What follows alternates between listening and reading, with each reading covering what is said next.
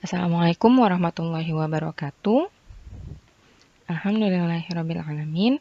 Hari ini kita kembali bertemu dalam pertemuan ketiga Bahasa Indonesia.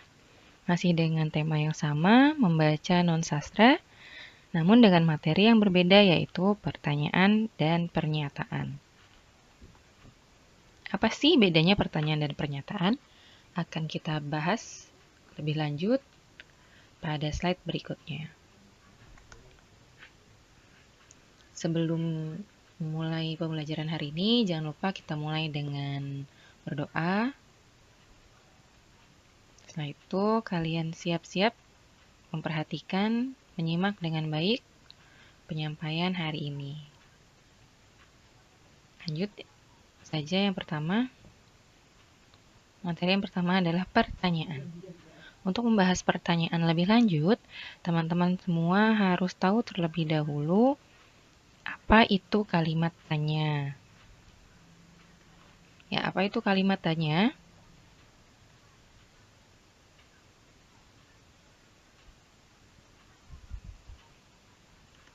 Ya, kalimat tanya adalah kalimat yang di dalamnya terkandung pertanyaan kepada pihak lain, guna memperoleh jawaban. Jadi kalimat tanya adalah kalimat yang isinya pertanyaan tentunya. Lalu apa saja ciri-ciri kalimat tanya? Yang pertama, kalimat tanya selalu diikuti dengan tanda tanya pada akhir kalimat. Ya, jadi kalimat tanya selalu diikuti oleh tanda seperti ini nih. Namanya tanda tanya dan adanya di akhir kalimat. Yang kedua, kalimat tanya diawali oleh kata tanya. Apa itu kata tanya? Contoh kata tanya ada apa, siapa, di mana, kapan, bagaimana. Nah, itu semua adalah kata tanya. Jadi, yang namanya kalimat tanya harus diawali oleh kata-kata tersebut. Yang ketiga, seringkali kata tanya ditambah dengan akhiran kah, seperti apakah, siapakah, di manakah. Ya, ini contoh-contoh penambahan kah pada kata tanya. Namun, hal ini hanya terjadi pada beberapa kasus. Tidak semua pertanyaan ditambahkan kata kah. Selanjutnya kita akan bahas macam-macam kata tanya dan fungsinya. Nah, kata tanya yang akan kita bahas ada 7 macam kata tanya. Jika disingkat, akan menjadi kalimat ini, yaitu adik sim babe. Apa sajakah adik sim babe ini? Kita bahas satu-satu. Ingat ya, disingkat adik sim babe. A untuk kata apa, di mana, K untuk kapan, siapa, M untuk mengapa, ba untuk bagaimana, sedangkan B sebenarnya bukan B tapi berapa. Jadi adik Simbabe, singkatan dari kata tanya apa, di mana, kapan, siapa, mengapa, bagaimana, dan berapa. Lalu bagaimana penggunaannya? Mari simak bersama-sama. Pertama, ada kata apa. Kata tanya apa digunakan untuk menanyakan benda atau sesuatu, keadaan atau perbuatan, dan segala sesuatu yang berkaitan dengan isi atau pokok bahasan. Contoh, jika dia ingin menanyakan benda, maka kata tanya apa bisa digunakan dalam kalimat seperti ini. Apa yang kamu bawa? Maka misalnya, kamu membawa buku. Jawabannya, aku membawa buku. Jawabannya adalah buku, yaitu benda. Yang kedua, menanyakan keadaan atau perbuatan. Contoh kalimatnya adalah, apa yang sedang Umar kerjakan? Pertanyaan apa yang sedang Umar kerjakan itu menanyakan kegiatan dia atau perbuatan yang sedang dia lakukan.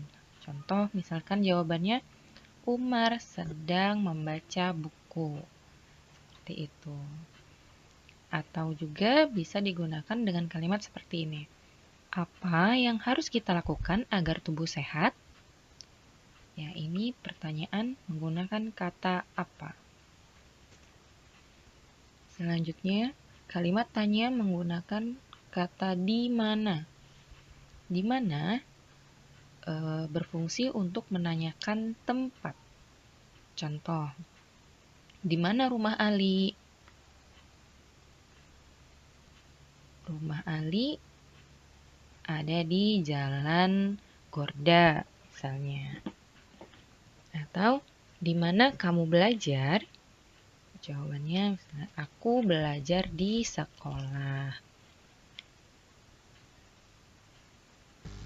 Kata tanya berikutnya adalah, kapan?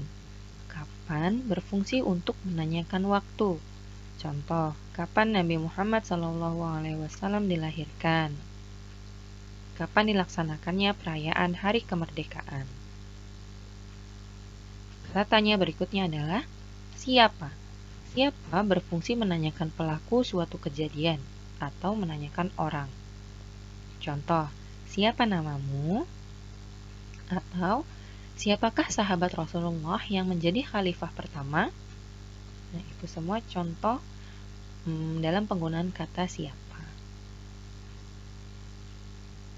Selanjutnya, mengapa? Mengapa berfungsi menanyakan sebab atau alasan suatu kejadian. Nah, ingat ya, mengapa berfungsi menanyakan sebab atau alasan suatu kejadian. Contoh, mengapa kamu terlambat? Mengapa adik menangis? Atau mengapa susu dapat membuat tulang kuat? Nah, itu semua contoh kata tanya menggunakan kata mengapa. Kata berikutnya adalah kata bagaimana. Bagaimana berfungsi menanyakan proses atau cara suatu peristiwa. Maksudnya, jadi kata bagaimana untuk menanyakan proses sesuatu atau cara membuat sesuatu. Contoh, bagaimana cara membuat kue? Atau bagaimana cara menulis yang baik? Nah, itu semua penggunaan kata tanya bagaimana. Selanjutnya, kata tanya berapa. Berapa berfungsi untuk menanyakan jumlah. Ya, contohnya berapa harga buku tersebut? Berapakah usia ibu? Atau berapa jumlah siswa kelas 6? Ya, itu semua menanyakan jumlah, yang jawabannya berupa angka atau berupa jumlah. Nah, bagaimana teman-teman? Dari 7 pertanyaan atau 7 kalimat tanya itu mudah untuk dipahami ya? Insya Allah bisa ya. Kita lanjut. Karena kita sudah membahas 7 kata tanya itu, biasanya untuk kelas 6 akan ada soal-soal yang isinya meminta kalian untuk membuat pertanyaan. Contoh, seperti soal berikut ini. Nah, di sini kita lihat pertanyaan yang tepat untuk bacaan di atas. Nah, kalian akan mendapatkan soal-soal seperti ini nantinya. Kita baca ya, soal pertama. Bacalah teks berikut. Sejak dahulu, bawang putih sudah digunakan untuk mengobati sakit gigi akibat gigi berlubang dan gusi bengkak. Kandungan zat antiseptik alami pada bawang putih efektif mengatasi bakteri penyebab penyakit tersebut. Pengobatan dilakukan dengan cara menghaluskan bawang putih yang sudah dicuci bersih. Setelah itu, bawang putih halus diletakkan di gigi yang berlubang atau gusi yang bengkak. Nah, dari kalimat ini kita akan diminta untuk membuat pertanyaan yang jawabannya ada dalam bacaan ini. Dari bacaan ini kita bisa membuat 3-4 pertanyaan. Bagaimana caranya? Ya, kita lihat sebentar. Nah, sekarang kita tentukan dulu kita mau jawabannya seperti apa. Nah, sekarang di sini seandainya kita ingin menjawab jawabannya seperti ini. Mengobati sakit gigi akibat gigi berlubang dan gusi bengkak. Mengobati sakit gigi akibat gigi berlubang dan gusi bengkak. Berarti itu itu menanyakan keadaan. Sakit gigi itu kan keadaan ya. Berarti jika jawabannya berupa keadaan, maka kata tanya yang digunakan adalah kata iya, betul sekali. Kita menggunakan kata apa. Nah, kira-kira setelah kata apa lanjutannya?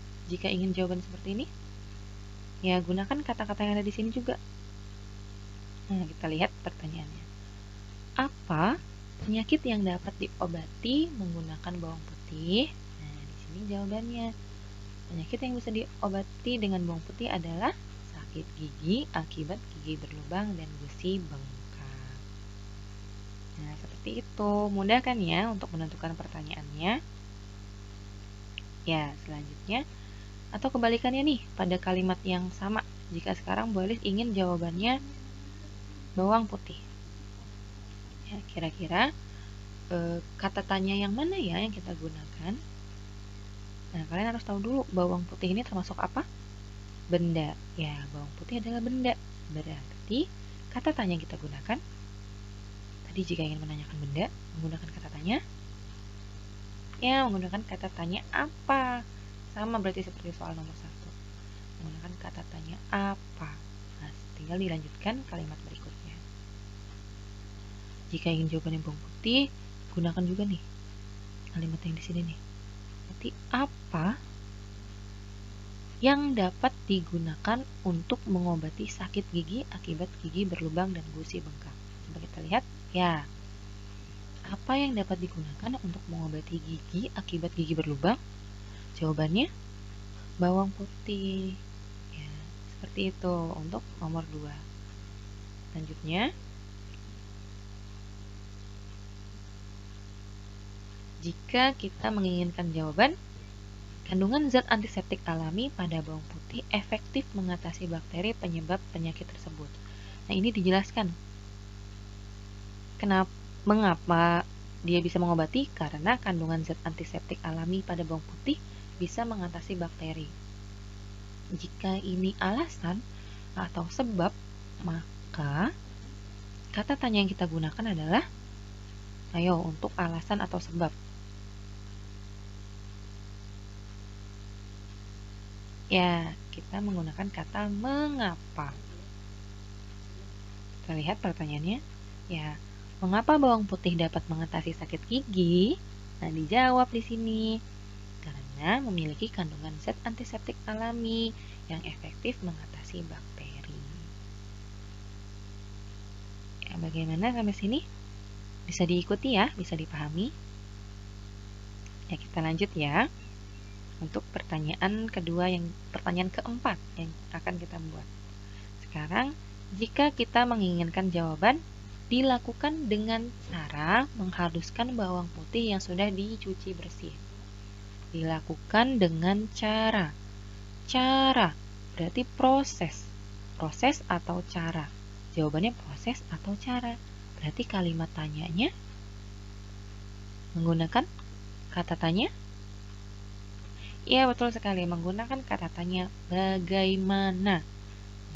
Jadi kalau jawabannya proses atau cara, maka menggunakan kata bagaimana. Ya, benar sekali. Jadi jawabannya bagaimana cara menggunakan bawang putih untuk mengobati sakit gigi dengan cara menghaluskan bawang putih yang sudah dicuci bersih. Ya, seperti itu.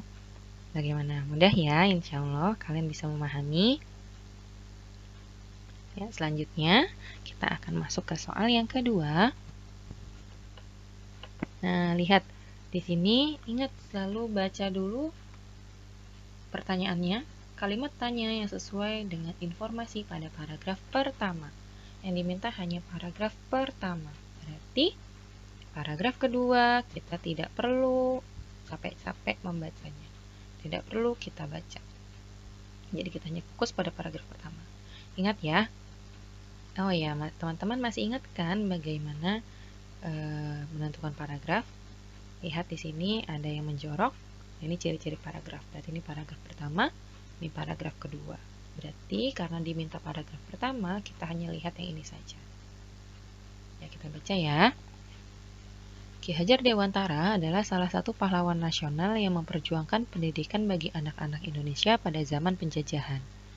Berkat perjuangannya, pendidikan Indonesia semakin berkembang. Beliau pun mendapatkan gelar Bapak Pendidikan Indonesia. Tanggal lahir beliau yaitu 2 Mei, ditetapkan sebagai Hari Pendidikan Nasional untuk menghormati jasa beliau terhadap dunia pendidikan Indonesia. Nah, kira-kira kalimat tanya yang sesuai untuk bacaan di atas adalah yang mana ya? Kita lihat yang A. Kapan taman siswa didirikan? Adakah di sini membicarakan taman siswa? Tidak ada ya. Berarti yang A salah. Lalu, di mana taman siswa didirikan? Sama, itu juga tidak ada, berarti B salah. Bagaimana cara taman siswa didirikan? Sama, di situ juga tidak membicarakan taman siswa, berarti yang A, B, dan C salah. Kita lihat yang D, apakah jawabannya D? Siapa nama pahlawan yang mendapat gelar Bapak Pendidikan Indonesia? Apakah di sini dapat jawabannya? Ya, di sini ada kalimatnya, kita lihat ya. Beliau pun mendapatkan gelar Bapak Pendidikan Indonesia. Siapa beliau yang dimaksud? Bapak Ki Hajar Dewantara. Nah, di sini ada jawabannya. Berarti pilihan jawaban yang D adalah jawaban yang tepat. Ya, jawabannya yang D. Nah, bagaimana sampai di sini? Ini contoh kalimat tanya yang sudah kita bahas. Semoga bisa dipahami dengan baik ya, teman-teman. Karena kita akan masuk ke materi yang berikutnya, yaitu kalimat pernyataan. Apa sih itu kalimat pernyataan? Ya, kalimat pernyataan adalah jenis kalimat yang berisi pernyataan yang bersifat opini atau pendapat atau juga bersifat fakta berupa berita. Nah, itu adalah kalimat pernyataan. Ciri-cirinya, kalimat pernyataan adalah berisi fakta tadi ya. Fakta itu kenyataan-kenyataan atau berisi pendapat-pendapat orang atau pendapat penulis. Nah, yang paling penting, ciri-ciri dari kalimat pernyataan adalah diakhiri oleh tanda titik. Kalau tadi pertanyaan diakhiri kata tanda tanya, sekarang pernyataan diakhiri tanda titik. Nah, untuk pernyataan kita akan langsung masuk ke contoh soal, karena yang sering keluar dalam bentuk contoh soal seperti ini yang akan kita bahas. Jadi kita langsung saja ya. Contoh soal yang pertama, pernyataan yang sesuai isi iklan di atas adalah, nah nanti kalian akan sering bertemu soal seperti ini. Kalian diberikan bacaan, lalu diminta pernyataan yang sesuai dengan bacaan tersebut apa? Nah, ini isi pernyataannya atau iklannya, kita baca ya. Ingin pintar, tinggi dan sehat, minum susu nutrisi, badan sehat, tubuh tinggi, dan jadi juara kelas. Nah, itu kalimat iklannya. Kira-kira dari pilihan jawaban ini, mana yang merupakan pernyataan yang sama atau yang sesuai dengan kalimat iklan di atas? Kita lihat yang A. Susu nutrisi adalah obat peninggi badan. Benarkah kalau dia obat peninggi badan? Ada di sini? Tidak ada ya, walaupun disebut tubuh tinggi, tapi tidak ada kata-kata obat peninggi badan. Karena itu susu. Ya, jadi yang A salah. Yang B, minum susu nutrisi dapat menambah nafsu makan. Adakah di sini membicarakan nafsu makan? Tidak ada ya, berarti yang B salah. Yang C, susu nutrisi mengandung banyak manfaat dan vitamin. Benar atau salah? Ada di sini mengenai manfaat dan banyak vitamin. Nah, manfaatnya ada, tapi untuk vitaminnya tidak ada. Berarti yang C salah. Yang D, minum susu nutrisi membuat badan menjadi sehat, tubuh tinggi, dan pintar. Apakah sesuai? Ya, sesuai. Lihat di sini ada badan sehat, tumbuh tinggi, dan jadi juara kelas. Nah, kata jadi juara kelas ini kan sama dengan pintar. Maka jawaban yang benar adalah yang D. Jadi untuk nomor 1, jawaban yang tepat adalah yang D. Sampai di sini bisa dipahami? Insya Allah bisa dipahami ya. Kita lanjut ke yang berikutnya. Nah, ini. Ingat, baca dulu soalnya. Pernyataan yang sesuai dengan paragraf kedua pada bacaan tersebut. Kedua. Jadi kita hanya fokus pada paragraf kedua. Kita lihat, ini ada yang menjorok 1, 2. Berarti ini paragraf 1, ini paragraf 2. Nah, berarti kita fokus hanya pada paragraf kedua. Dari nomor 4 ya dimulainya. Baik, kita baca. Ruang terbuka hijau memiliki banyak fungsi, yaitu sebagai paru-paru kota, tempat rekreasi, tempat konservasi, dan penyeimbang ekosistem. Selain itu, ruang terbuka hijau juga dapat mempercantik kota dengan pohon dan bunga yang berwarna-warni. Dengan demikian, ruang terbuka hijau penting keberadaannya bagi kehidupan manusia. Kira-kira dari pilihan jawaban ini, manakah yang sesuai dengan bacaan pada paragraf 2? Kita lihat yang A. Ruang terbuka hijau dapat mengganggu ekosistem. Benar atau salah ya? Ya, salah ternyata. Karena dia justru penyeimbang ekosistem. Berarti yang A salah. Yang B. Ruang terbuka hijau dapat memperburuk tata kota. Benarkah? Ya, ini juga tidak benar ya, karena di sini disampaikan ruang terbuka hijau juga dapat mempercantik kota dengan pohon dan bunga yang berwarna-warni. Nah, bukan memperburuk, tapi justru dia mempercantik. Jadi, jawaban yang B salah. Jawaban yang C, ruang terbuka hijau menonjolkan tumbuh-tumbuhan. Ya, benar dia menonjolkan tumbuh-tumbuhan, tapi ini bukan jawaban yang tepat. Kenapa? Karena yang diminta adalah paragraf kedua. Sedangkan ini adanya di paragraf pertama. Jadi yang C bukan jawabannya. Nah, yang D, ruang terbuka hijau dapat berfungsi sebagai paru-paru kota. Nah, di sini sesuai ya, ada pada kalimat yang diberi angka 4 nih. Sebagai paru-paru kota. Maka jawaban yang tepat adalah yang D. Betul sekali.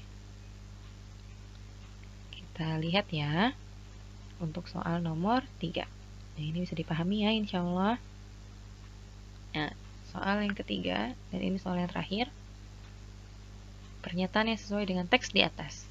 Untuk yang ini, Ibu berikan waktu 30 detik untuk membaca, lalu menemukan jawabannya.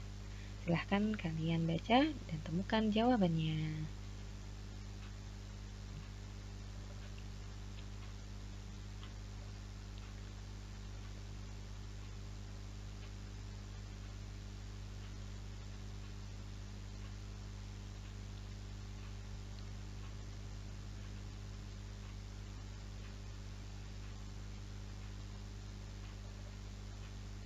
Ya, bagaimana? Sudah dapat menemukan jawabannya?